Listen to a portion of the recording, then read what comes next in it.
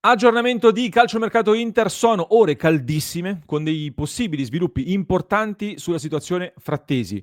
Il difensore, un possibile acquisto a sorpresa dalla Roma, ma soprattutto mentre è stato preso il giovanissimo Vukoye dal Montenegro, l'Inter sta piazzando il primo colpo in vista del mondiale per club, ovvero Petar Sucic, centrocampista della Dinamo Zagabria.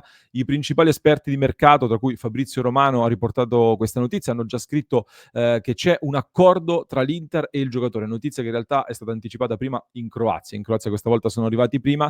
Comunque, notizia di un accordo. Inter e Sucic hanno trovato un'intesa. L'Inter adesso sta lavorando per trovare l'intesa definitiva anche con la Dinamo Zagabria, dove allena Fabio Cannavaro. Un accordo che l'Inter sta cercando di raggiungere sulla base di circa 15 milioni di euro con l'idea di lasciare il giocatore in prestito fino alla fine della stagione. Questo sta facendo convincere la Dinamo Zagabria ad accettare la proposta dell'Inter, nonostante il tentativo da parte di tanti altri club, tra cui anche il Napoli, che ha provato a mettere un po' i bastoni tra le ruote all'Inter.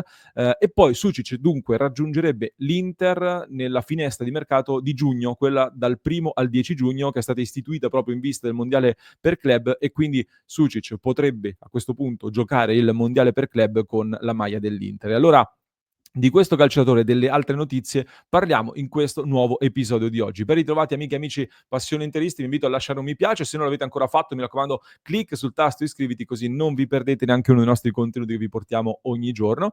E vi ricordo anche di fare un salto su sportixmarket.com, il gioco completamente gratuito in cui si vincono premi reali con le fantazioni delle squadre. Come si fa? Molto semplice. Una volta iscritti gratuitamente vi basta andare sul mercato dove ci sono tutte le fantazioni delle squadre su cui potete investire, e poi andate a costruire così il vostro portafoglio con le varie fantazioni. Poi, in base a quello che è il rendimento, quindi vittorie o sconfitte delle squadre, le quote perdono o aumentano di valore. Questo fa aumentare o diminuire il valore del vostro portafoglio. In questo modo poi scalate la classifica in cui si vincono premi reali ogni mese e grandi premi anche a fine stagione. Per cui Sport Exchange Market è un gioco completamente gratis. Trovate il link in descrizione per iscrivervi e per sfidare anche noi di Passione Inter, se vi va. Quindi vi aspettiamo anche lì.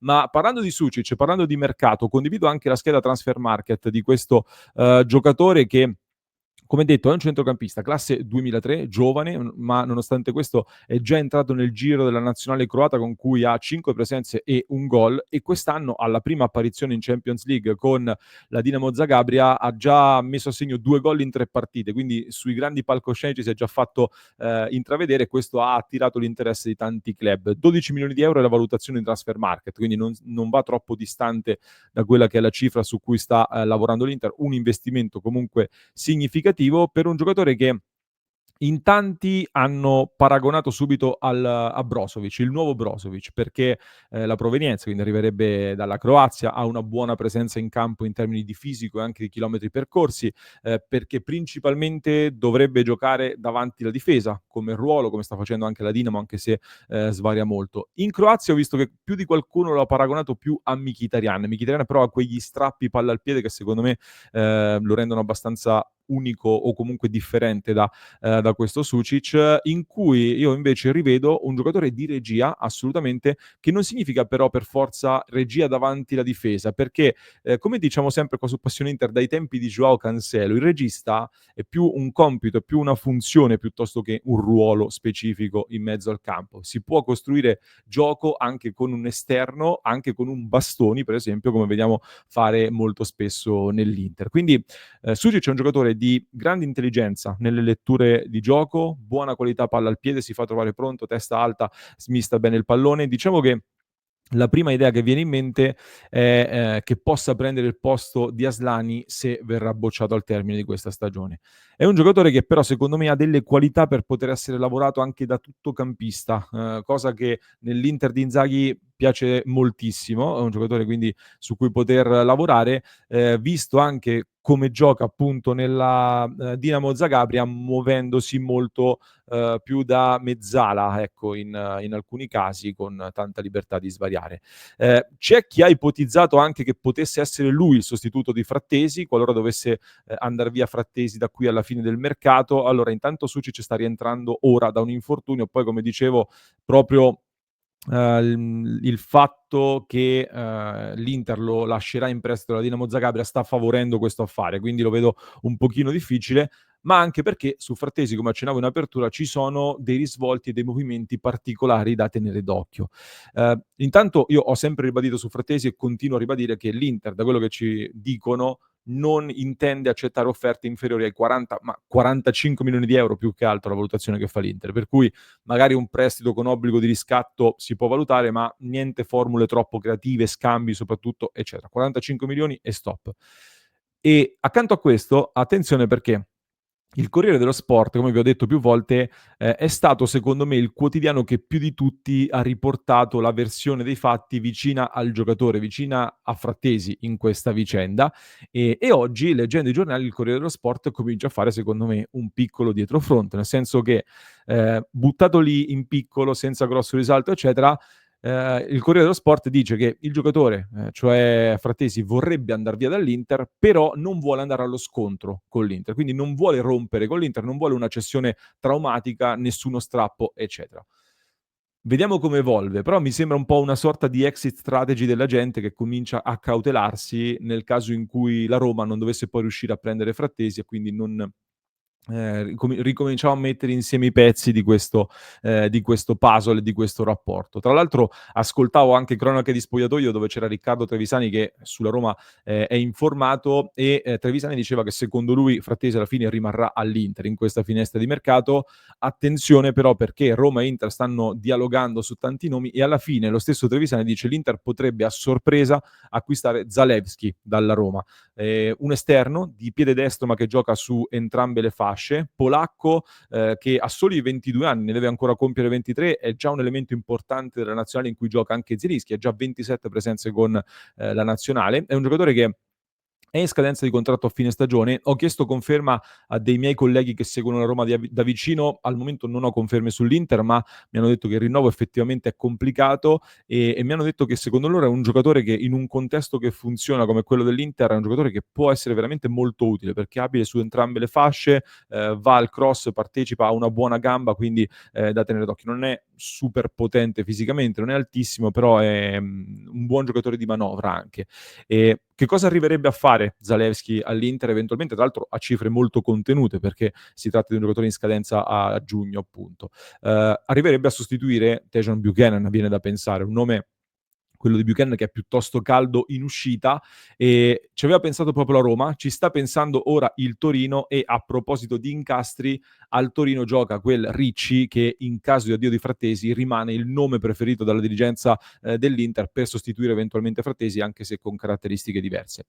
Difficile sicuramente trattare con il Torino su questo giocatore, però attenzione perché anche il Torino si sta cautelando, perché sta andando su diversi centrocampisti. Casadei che dovrebbe arrivare a breve, stanno lavorando su Tesman del Lione, che l'Inter voleva prendere la scorsa estate, forse ve lo ricorderete, l'americano.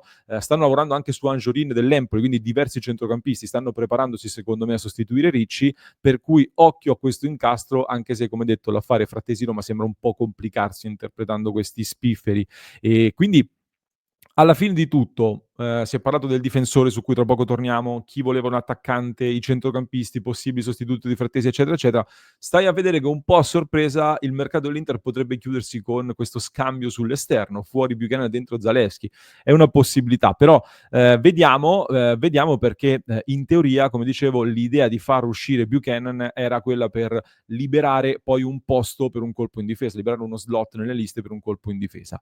Oggi sembra un po' difficile prendere un difensore centrale forte perché dovresti prendere uno su cui puntare per il prossimo futuro. Non puoi prendere un giocatore, ecco, o rischi di strapagare il profilo che vorresti veramente prendere per i prossimi anni, oppure rischi di andare a prendere uno, di cui magari, tra virgolette, "ti accontenti" e non ne sei pienamente convinto. Quindi non è lo scenario migliore.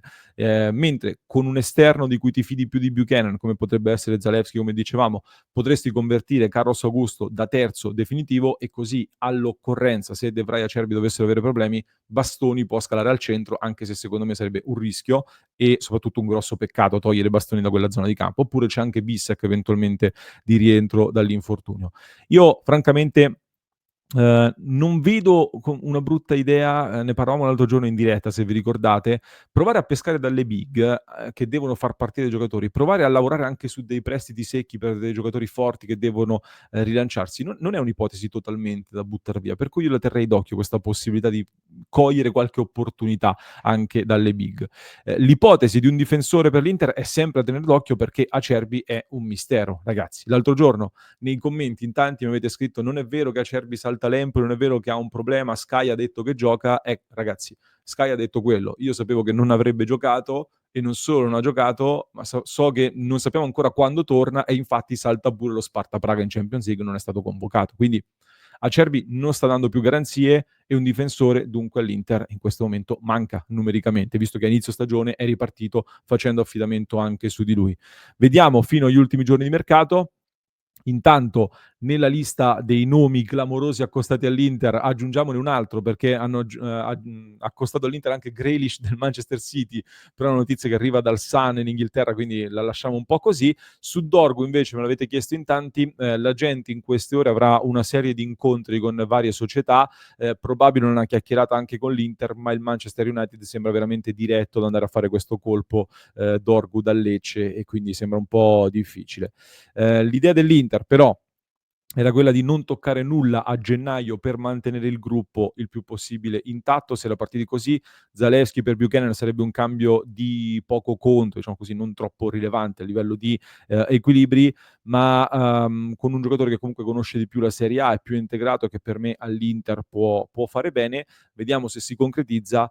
Certo che però, come dicevo anche l'altro giorno e continuo a ribadire, a inizio stagione è ripartito con delle aspettative su alcuni giocatori, delle aspettative anche sulla tenuta di Acerbi. De Vrij lo stiamo spremendo e ad oggi Acerbi è diventato ancora meno affidabile rispetto a quello che pensavamo in estate, per cui qualche ragionamento per far fronte a questa emergenza che si è venuta a creare, secondo me va fatto. Fatemi sapere che cosa ne pensate anche voi, vi aspetto qui nei commenti con le vostre opinioni, quindi mi raccomando, vi aspetto anche nel club di Passione Inter, dove in queste ore stiamo aggiornandoci su queste vicende e si è accesa una grossa discussione su www.passioneinter.club con la novità che ci avete chiesto a gran voce in tantissimi di voi dell'abbonamento mensile, quindi potete abbonarvi un mese, valutare tutti i vantaggi e benefici del club e poi decidere se rimanere, ma sono sicuro che rimarrete con noi. Quindi il link qui sotto, vi lascio anche con un altro approfondimento che trovate in descrizione per chi ci ascolta in podcast, mentre per chi ci segue su YouTube vi basta cliccare qui.